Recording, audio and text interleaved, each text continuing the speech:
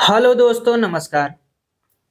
TGT, PGT, LT, GIC Hindi के syllabus में हम लोग संस्कृत साहित्य के प्रमुख रचनाकार एवं उनकी रचनाओं पर बात कर रहे हैं। इस क्रम में हम लोगों ने कालिदास, भारवी, माघ, हर्ष, भवभूति इन लोगों पर बात कर लिया था। आज हम लोग महाकवि भास पर बात करेंगे। यदि आपने हमारी पहले वाली वीडियो जो नहीं देखी है तो नीचे डिस्क्रिप्शन बॉक्स में लिंक है, वहां से जाकर के उन वीडियोज को देख सकते हैं। तो आइए महाकवि भास को आज की वीडियो में देखते हैं। तो जैसा कि महाकवि भास का जो समय है वो 450 ईस्वी के लगभग माना जाता है। भास कालिदास के पूर्ववर्ती आचार्य हैं और इसका वर्णन जो है कालिदास ने मालविकाग्निमित्रम की प्रस्तावना में किया है। तो इसलिए ये पता चलता है कि ये इनके पूर्ववर्ती आचार्य हैं। बाकी अगर प्रश्न मान लीजिए बनता है कि कालिदास की पूर्ववर्ती भास हैं, इसका जिक्र कहाँ मिला या कैसे पता चलता है या कालिदास के किस नाटक में इसका प्रसंग है, तो मालविकाग्निमित्रम। संस्कृत के प्रथम एकांकी नाटक लिखने का श्रेय भास को ही जाता है। भास ने 5 एकांकी नाटक लिखे हैं। भास के टोटल 13 नाटक हैं। अब सभी नाटकों में कितने अंक हैं, उसमें किस चीज का वर्णन है, इन सभी चीजों को हम लोग देख लेते हैं। तो प्रतिज्ञा योगंधरायण इनका जो नाटक है उसमें 4 अंक हैं और इसमें उदयन के वासव दत्ता से प्रेम और विवाह का वर्णन मिलता है।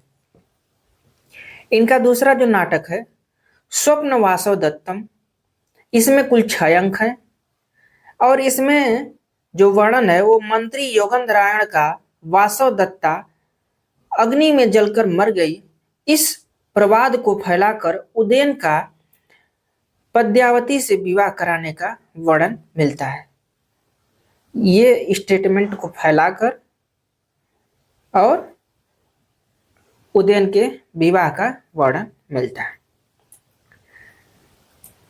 आगे जो तीसरा इनका नाटक है वो है पंचरात्र। इसमें 3 अंक हैं। इसमें यज्ञ की समाप्ति पर द्रोण ने दुर्योधन से दक्षिणा मांगी कि पांडवों को आधा राज्य दे दो, इसी चीज का इसमें वर्णन किया गया है।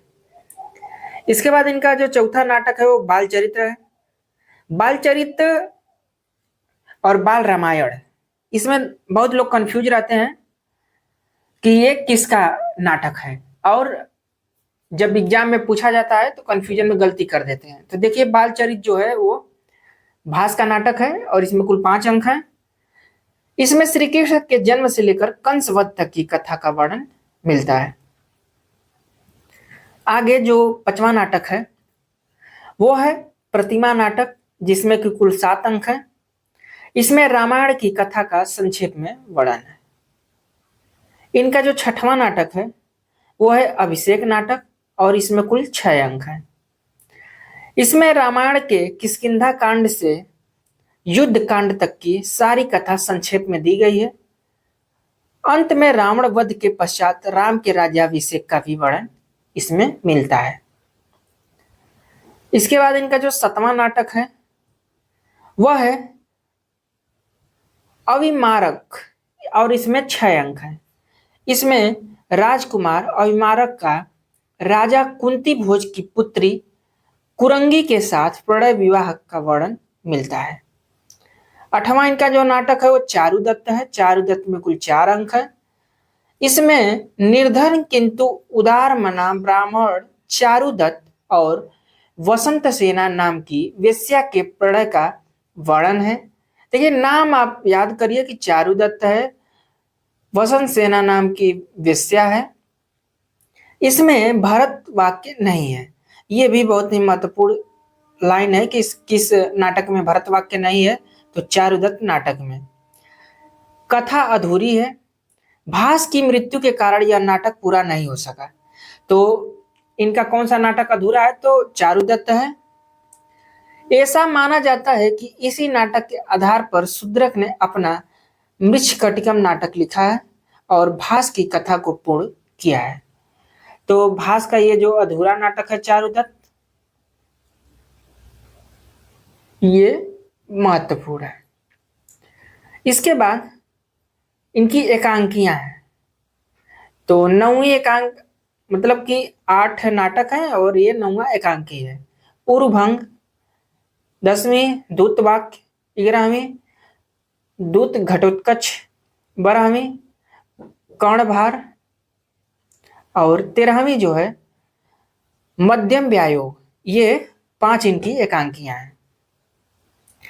भास के 2 नाटक स्वप्न वासव दत्तम और प्रतिज्ञा योगंधरायण, ये दोनों ऐतिहासिक घटना पर निर्भर हैं। भास ने अपने नाटक में पताका स्थानक नाटकीय व्यंग का सुंदर समन्वय किया है। भास की शैली कैसी थी? तो वैदर्भी शैली थी। ये ध्यान रखने की बात है। उनकी शैली में तीनों गुण विद्यमान है, यानी कि प्रसाद, माधुर्य और ओज। ठीक है, ये तीनों गुण भास की रचना शैली में मिलते हैं।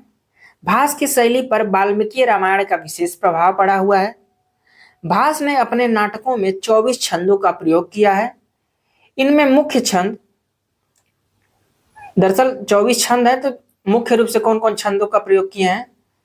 तो अनुष्टुप, वसंतिल्का, मालिनी, पुष्पिताग्रह, शार्दुल, विक्रीडित, मंतस्त, उपजाति। इन छंदों का विशेष रूप से उन्होंने प्रयोग किया है। भास के नाटकों में मुख्यतः श्रृंगार और वीर रस प्रमुख हैं। ठीक है, तो ये तो देखिए रही भास के बारे में कुछ महत्वपूर्ण जानकारियां जो कि आपकी परीक्षा में पूछी जाती है। तो हम उम्मीद करते हैं कि आपको इस वीडियो से भास के सभी नाटक, उनके किस नाटक में कितने अंक हैं, किस चीज का वर्णन है, इन सब चीजों के बारे में आपको जानकारी मिली। आप लोग यदि अच्छा लगा हो तो please like, share, subscribe, comment, और इसको जरूर नोट डाउन कर लें अपने लेवल पे कि अगर इससे प्रश्न बने तो आपके लिए हेल्पफुल हो सके। बाकी यहाँ तक देखने के लिए आप लोगों को बहुत धन्यवाद। हम लोग फिर मिलेंगे नए वीडियो में नए टॉपिक के साथ। नमस्कार।